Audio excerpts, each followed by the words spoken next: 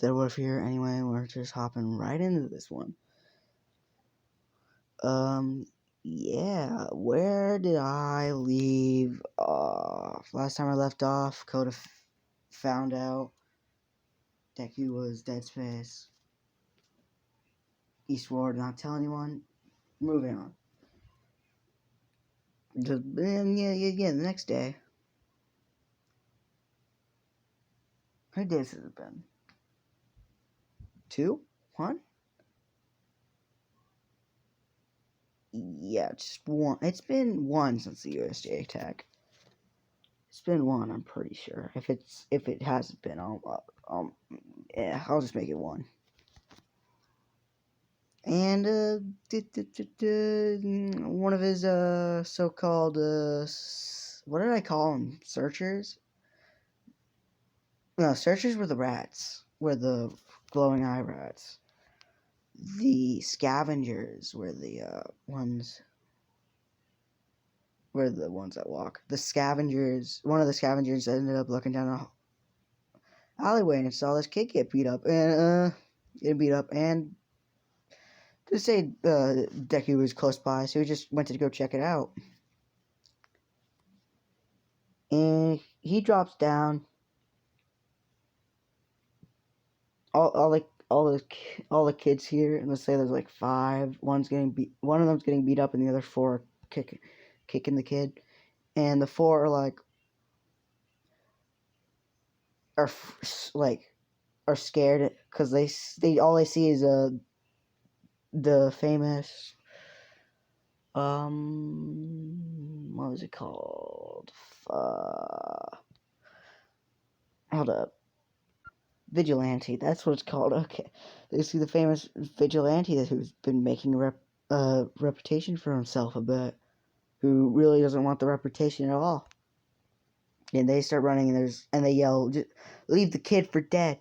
And let's say Deku gets one of his battlers out who doesn't have any of his has any weapons yet, just to grab one of them by the neck and and say in like distorted and like broken in the broken language, since they're technically in Japan. I was gonna say broken English, but they're in Japan, so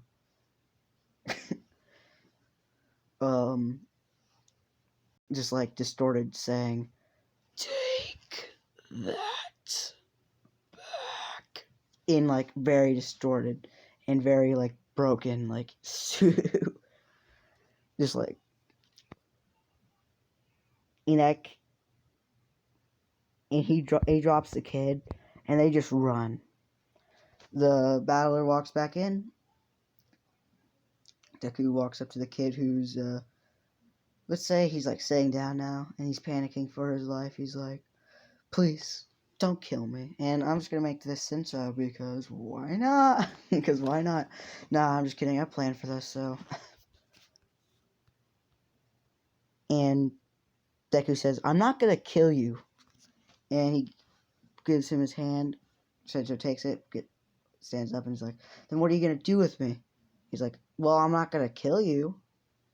And Deku says, "So why were those kids hurting you?" Hold up real quick.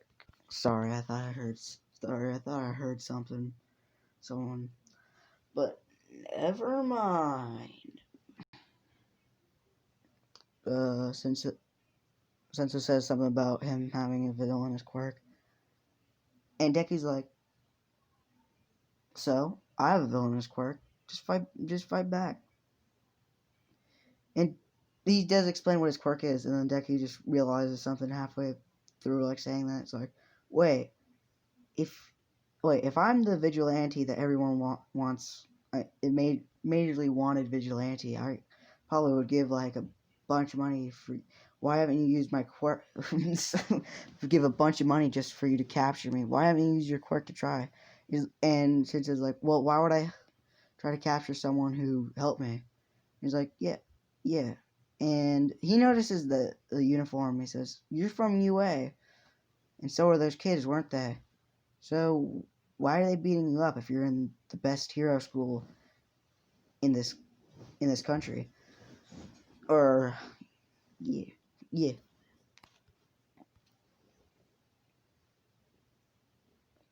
And Sensei's like,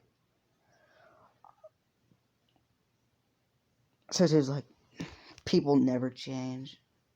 They always will be the same no matter what you do. Is that why? And Deku's like, is that why you thrive to be a hero? To change their opinion on villainous quirks? And Sensei's like, you're real smart. You're real smart. And Deku doesn't really. Deku just says thanks. Anyway, and he's like, anyway, I'll be on my way now. And he gets out of there.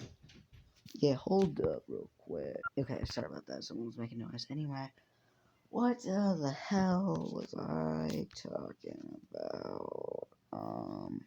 Yeah, he just leaves. He goes to bed. It's the next day, so it's 2 days. So, like, there's 5 days and 2 weeks until the sports festival. But the sports festival, I don't think I really need to care about. Because there's. So, yeah. Other than just saying that I could watch it. So, let's just say a couple weeks pass by.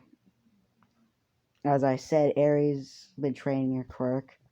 So she has like complete control over it by now. She has like complete control over it because she works on it pretty much every day when she gets back home, like for several hours. Like, because also Deku trains for several hours whenever he's home. Like he's homeschooled, or that's at least what they say. So yeah. Anyway, there's a lot of stuff I gotta pass through. Couple of Coda moments and all that stuff. Coda comes along every once in a while. Maybe he trains with them as well a couple times. Make some water every once in a while. Because let's say down in their basement they also have like this like training room where they'll train. Mostly physical strength. It's mostly on physical strength for Deku because technically he can't use his quirk on a dummy. Eri, she can use her quirk, which I'm gonna say that she can also rewind, but also like fast forward time in that on that person or thing. So it would be like, let's say she rewinds a dummy back to just a wall, and then she can fast forward it back into a dummy. You know, I'm gonna say that because why not? Because why not? Like it's like a power she unlocked within herself. You know. And they learn like super moves, except for Deku. So technically, the only thing he can do is pretty much shoot a cutter or send like a million punches. So yeah, say Eri doesn't really need a super move. She technically, just as long as she gets a hold of you or anything, you are dead. You are screwed. If she gets a hold of you with that quirk of hers, you are screwed. Or good, counting who you are. So yeah.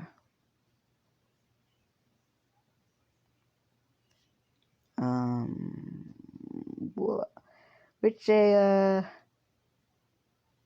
while passes by, like a real long while, like until how old is he? He's 15. Chapter until like the what's it called? What's it called? On the sports festival, like he's there in person, like with Eri and Coda. Because I'm gonna make this interesting a bit. So yeah, I'm gonna leave that off there. He's there with Coda and Eri, and they're sitting in the stadium. I'm gonna leave off there, and since they're there, some people might get the bright idea here. I'm probably gonna make the next episode right after this because I didn't really mess up on anything. So yeah, see you guys.